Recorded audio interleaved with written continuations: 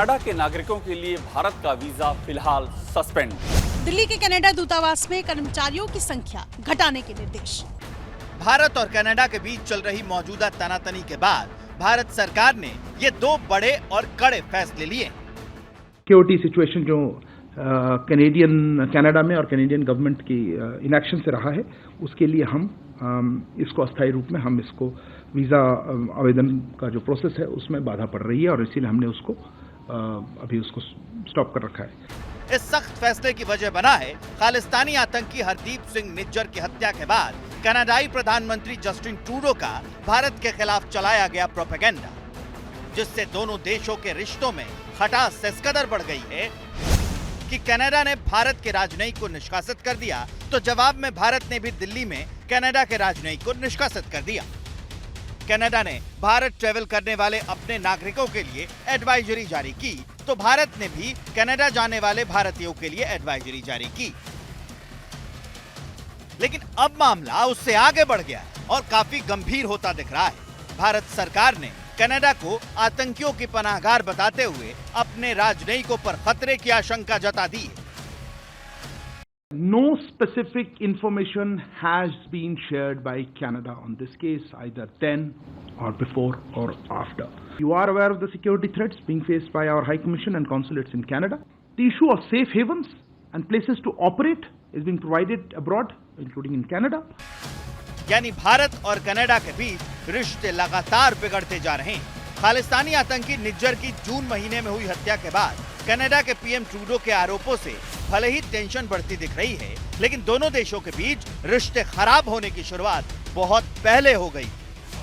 अपने रिश्ते खराब भारत से आखिर क्यों कर रहे हैं जस्टिन ट्रूडो, ये जल्दी से आपको समझा देते हैं। पहली वजह हिंदू मंदिरों पर हमला, वहां पर लगातार कनाडा से रिश्ते क्यों खराब हुए। दूसरी वजह भारतीय दूतावास पर हमले लगातार किए गए।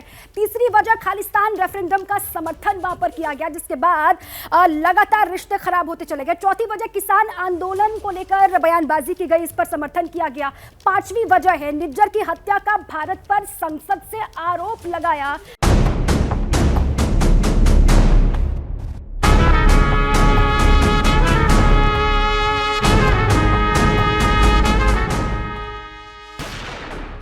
कनाडा की जमीन पर एक और मोस्ट वांटेड का कत्ल हो गया।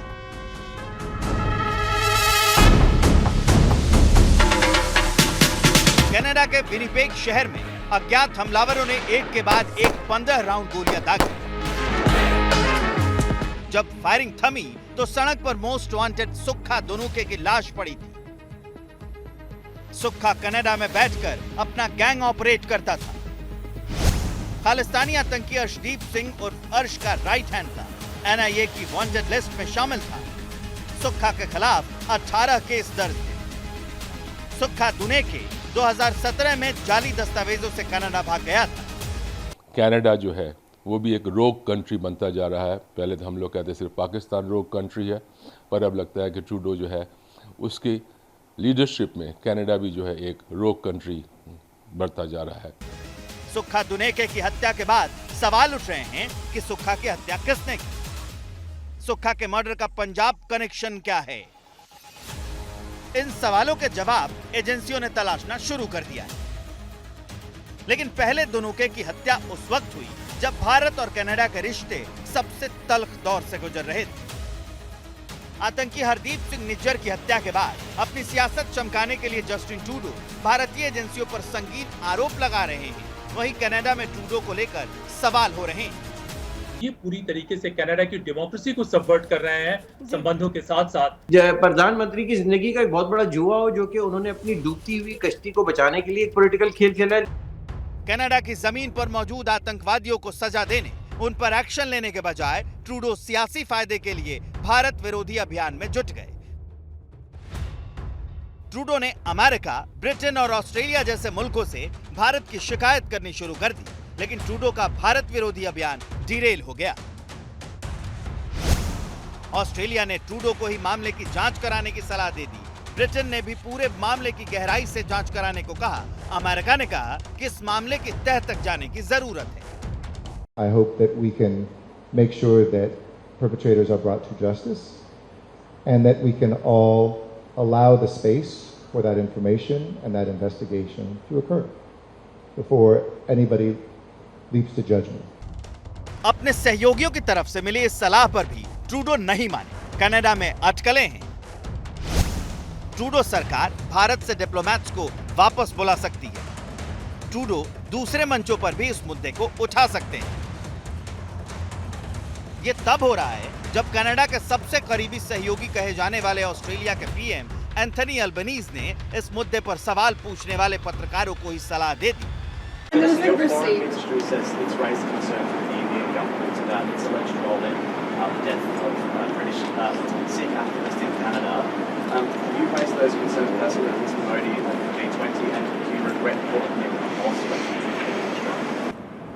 Seriously, you should chill out a bit. Bharat के एक्शन और सहयोगियों की तरफ से दरकिनार किए जाने के बाद ट्रूडो अब असमंजस में है। चुनावी फायदे के लिए ट्रूडो खालिस्तानियों के खिलाफ मौन। कनाडा की जमीन पर 22 ऐसे दुर्दांत खालिस्तानी हैं जो भारत के खिलाफ हिंसा और जंग की बात करते हैं। ट्रूडो की खामोशी से ये आतंकी कनाडा की जमीन पर भारतीय नागरिकों के लिए खतरा बन सकते हैं।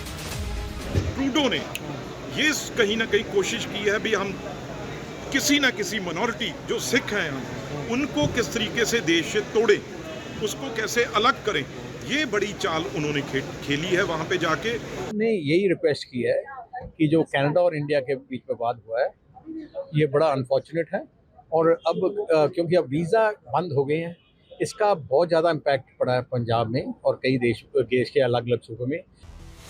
ट्रूडो सियासी फायदे के लिए खालिस्तानियों की मदद कर रहे हैं। वहीं कनाडा में हजारों की तादाद में लोग सड़क पर उतरकर ट्रूडो सरकार की नीतियों के खिलाफ प्रदर्शन कर रहे हैं। 2018 में कनाडा की public report on terrorist threat to Canada में खालिस्तानी कट्टरपंथियों को देश के लिए बड़ा खतरा बताया गया था। इस रिपोर्ट में कई खालिस्तानी संगठनों का नाम था, लेकिन उस खतरे की तरफ आंख मूंद कर ट्रूडो सिर्फ भारत के खिलाफ प्रोपेगेंडा फैलाने में जुटे हुए हैं।